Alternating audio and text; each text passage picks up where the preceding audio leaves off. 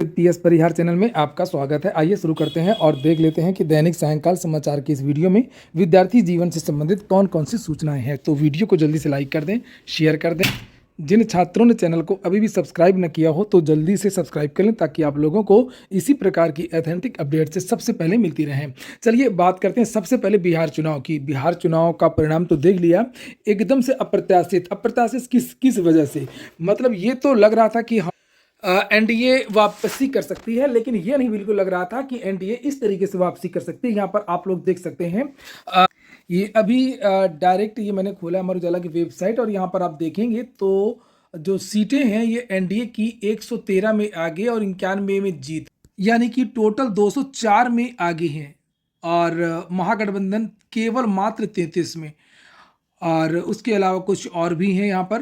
और जब इस तरीके का परिणाम आता है तो जो साधारण छोटी छोटी पार्टियां, जब बड़ी पार्टियों की हालत इतनी खराब हो सकती है तो फिर जो छोटी और निर्दलीय लोग होंगे तो उनका क्या हाल होगा आप लोग समझ ही सकते हैं। और यही कारण है कि प्रशांत किशोर की पार्टी का भी हाल आपने देखा और जो अन्य निर्दलीय उम्मीदवार उनका क्या हाल होगा। खास तौर से अगर हम लोग बात करें विपिन सर की, मैथ मस्ती वाले विपिन सर, जिन्हें आप लोग यहाँ पर ये देख रहे हैं। और पहले ये मुखिया थे, यानी कि ग्राम पंचायत में जैसे यूपी में प्रधान होता है ऐसे बिहार में मुखिया होता है। इन्होंने चुनाव लड़ा और जीते भी और बहुत सारे चर्चा में रहे, बहुत सारे कामों को लेकर के चर्चा रहे में। एक डीएम को लेकर के एक विवाद हो गया था, तब काफी मामला इनका चर्चा में। उसके बाद में विपिन सर का जो हौसला है वो बुलंद हुआ। बहुत सारे टीचर गए थे दिल्ली से और कुछ बिहार के टीचर जिन्होंने इनका सपोर्ट किया था कि युवाओं को, शिक्षकों को भी राजनीति में आना चाहिए। जब युवा खुद ही नहीं आएंगे फिर जो है वही लोग अपने मन का करते रहेंगे। तो खान सर भी इनके प्रचार में गए और बहुत सारे टीचर वगैरह गए थे। बात करें परिणाम की तो परिणाम बहुत ही निराशाजनक रहा। यूट्यूब में इनके कई चैनल हैं, आपने देखा भी होगा। और बहुत आजकल, पहले गा के पढ़ाते थे, अब चिल्ला करके पढ़ाते हैं। बहुत सारे इनके चीखने चिल्लाने वाले वीडियो वायरल होते हैं, कभी किसी पर कभी किसी पर। और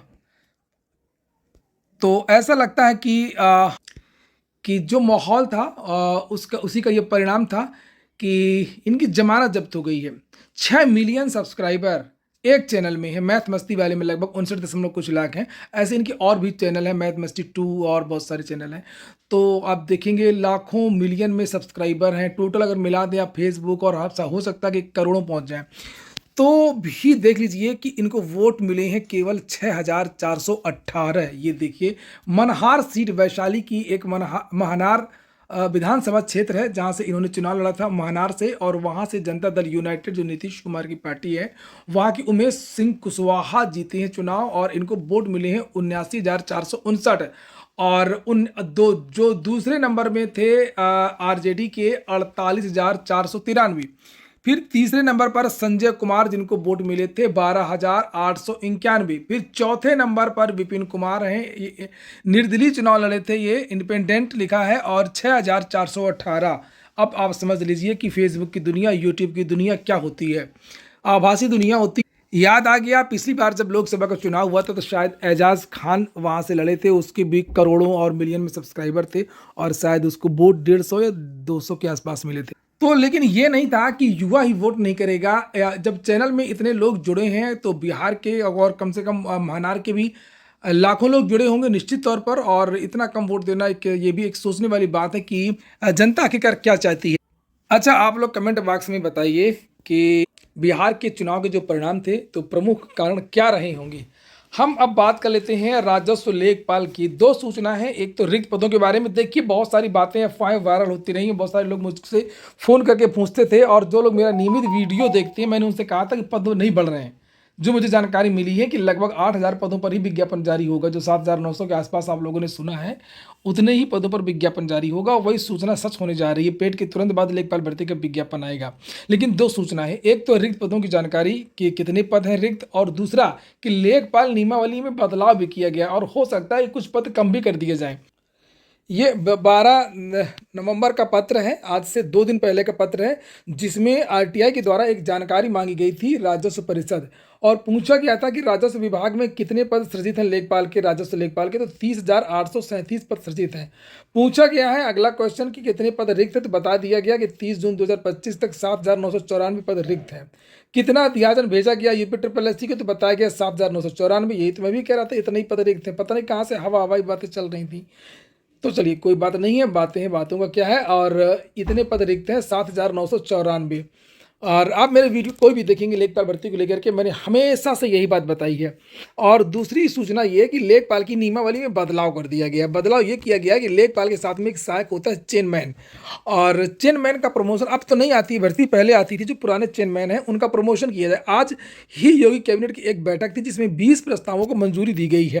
तो पहले इसको देख लीजिए, फिर बाकी के प्रस्ताव मैं बता देता हूँ अभी। और लिखा, योगी कैबिनेट ने लेखपाल सेवा नियमों में बड़ा बदलाव करते हुए चेयरमैन के लिए लेखपाल पद पर पदोन्नति का मार्ग खोल दिया है। वित्त मंत्री सुरेश खन्ना ने बताया कि पंचम संशोधन नियमावली 2025 के तहत अब लेखपाल के कुल पदों में से 2% पद योग्य चेयरमैन की पदोन्नति के आधार पर दिए जा सकेंगे। ये पहली बार है जब चेयरमैन को सीधी भर्ती व्यवस्था से बाहर निकाल करके लेखपाल पद तक प्रमोशन का अवसर मिले। और आज ही का पेपर है, अभी एक जगह आप लोग देख रहे थे 7,994 पद लिखा था और यहाँ पर लिखा 8,940 पद। खैर आगे देख लीजिए, हो सकता है कि वही पद रिक्त हों। और आगे लिखा, नई व्यवस्था के तहत वे चेयरमैन पदोन्नति के लिए पात्र होंगे जो मौलिक रूप से इसी पद पर नियुक्त हों, जो इनकी पहले स्थायी इस पद पर हों और भर्ती वर्ष के पहले दिन तक 6 वर्ष की सेवा पूरी कर चुके हों और इंटरमीडिएट पास हों। इन पात्र चेयरमैन का चयन समिति की सिफारिश पर किया जाएगा। सरकार का कहना है कि अनुभवी चेयरमैन को लेखपाल के रूप में पदोन्नत करने से न सिर्फ विभाग की कार्यक्षमता बढ़ेगी बल्कि जमीनी स्तर पर योजनाओं का क्रियान्वयन भी और तेज होगा। तो अगर ये नियम तो आज लागू हो गया, कैबिनेट ने इसे पास कर दिया, तो हो सकता है कि जो 7,994 पदों का अध्याचन भेजा गया है उसमें से कुछ पद कम कर दिए जाएं। ये 2% यानी कि लगभग 160 पद के आसपास जो पद हैं वो हो सकता है कि कम भी कर दिया जाए। ये आज ही का है। कैबिनेट में 20 अहम प्रस्ताव और ये 14 नवंबर की डेट पड़ी हुई है। 20 प्रस्ताव है, ये आपके काम का केवल एक प्रस्ताव ये था। और एक इलाहाबाद हाईकोर्ट की भर्ती है एपीएस और पीएस, तो उसको लेकर के भी एक बदलाव किया गया है। लेकिन इसके अलावा इलाहाबाद हाईकोर्ट में अपर निजी सचिव एपीएस के 156 पदों का निजी सचिव पीएस ग्रेड 1 के पदों पर किए गए उच्चीकरण कर दिया गया, एपीएस को पीएस बना दिया गया है। और निजी सचिव संवर्ग के 446 पदों में विभाजन का प्रस्ताव भी पास कर दिया गया है, अलग अलग कैडर कर दिया गया है। ग्रेटर नोएडा से बल्कि ये बाकी चीज़ें की गई। तो ये 2 बदलाव आज किए गए हैं। और एक सूचना है चकबंदी लेखपाल की, तो एक इसको लेकर के भी आरटीआई डाली गई थी और इसका जवाब आया है, थोड़ा सा पुराना सितंबर का है। और इसमें जो जानकारी दी गई है कि चकबंदी लेखपाल के 2,768 पद वर्तमान में रिक्त हैं और वर्तमान में कोई अध्याचन नहीं भेजा गया है। तो भी शायद इसमें कुछ बदलाव होना है नियमावली को लेकर के, जिसकी वजह से ये भर्ती नहीं आ रही है। और 2019 में एक बार इसका विज्ञापन निकला था, आरक्षण को लेकर के विवाद हो गया था, शासन ने भर्ती को वापस ले लिया था और उसके बाद से 2019 के बाद से इस भर्ती का विज्ञापन जारी नहीं हुआ है। और इसके बाद में बात करते हैं यूपी ट्रिपल एससी की। तो यूपी ट्रिपल एससी ने लगभग पुरानी सभी भर्तियों को समाप्त कर दिया है और आज भी कुछ पुरानी भर्तियों के जो नोटिस हैं वो जारी की हैं।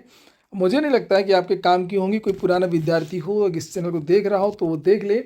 और विज्ञापन संख्या 16/4/2016 निदेशक प्रशिक्षण सेवा योजना उत्तर प्रदेश के नियंत्रणाधीन अनुदेशक leather goods maker diploma degree हेतु विज्ञापित एक पद का इंटरव्यू को लेकर जानकारी यहाँ पर दी गई है। और फिर इसी तरीके से 18/5/2016 के एक भर्ती थी आयुक्त एवं निदेशक उद्योग उत्तर प्रदेश उद्योग निदेशालय कानपुर के नियंत्रणाधीन सहायक सांख्यिकी अधिकारी के 16 पदों के सापेक्ष इंटरव्यू के संबंध में। एक और भर्ती है 2015 की 20/7/2015 विज्ञापित निदेशक प्रशिक्षण सेवा योजना उत्तर प्रदेश लखनऊ के नियंत्रणाधीन अनुदेशक मैकेनिक ट्रैक्टर के 8 पदों के सापेक्ष साक्षात्कार आयोजित किए जाने के संबंध में। उसके बाद में फिर एक और भर्ती है 16/4/2016 की, ये भी है और इसमें लिखा है प्रशिक्षण सेवा योजना उत्तर प्रदेश लखनऊ के नियंत्रणाधीन अनुदेशक मैकेनिक मेडिकल इलेक्ट्रॉनिक्स के 2 पदों के सापेक्ष इंटरव्यू के बारे में जानकारी दी गई, कब होगा क्या चीज़ें हैं। एक और नोटिस जारी हुई है 16/4 की, ये भी है 16/4/2016 की और इसमें अनुदेशक सर्वेयर के 2 पदों के सापेक्ष इंटरव्यू को लेकर के यहाँ पर जानकारी दी गई है। एक और भर्ती है, लिखा है यहाँ पर अनुदेशक पेंटर सामान्य के 6 पदों के सापेक्ष साक्षात्कार आयोजित किए जाने के संबंध। आज के वीडियो में इतना ही। पूरा वीडियो सुनने के लिए बहुत बहुत धन्यवाद।